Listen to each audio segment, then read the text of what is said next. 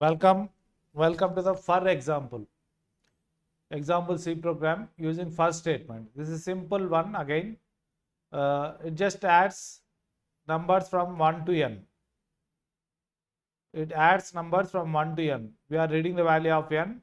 If n is 3, it adds the numbers from 1 to 3, that is 1 plus 2 plus 3. Okay, here you can see the loop. Initially the value of I is 1. So I less than or equal to n, this is the condition. Until I less than or equal to n, what we have to do?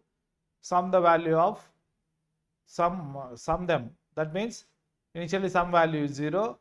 So first 1 will be added, next 2 will be added, next 3 will be added if n equal to 3.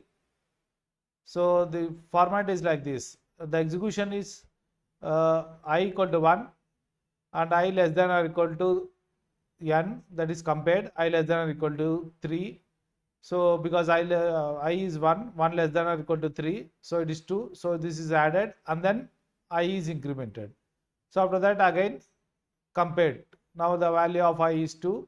So because less than or equal to, so sum to the previous sum I is added.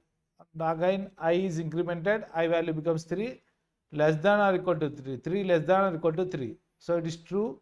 So this will be added. Next I value is incremented, I value becomes 4, I less than or equal to n, 4 less than or equal to 3, that is false. So this statement is not executed.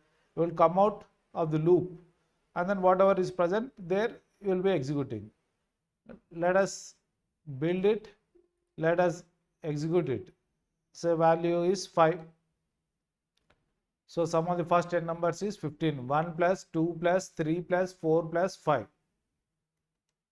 Let us give a large value.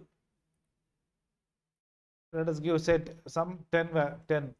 So here you can see it is 55. You can add the numbers and check. It is 1 plus 2 plus dash to 10. So this is regarding the for statement. Thank you very much.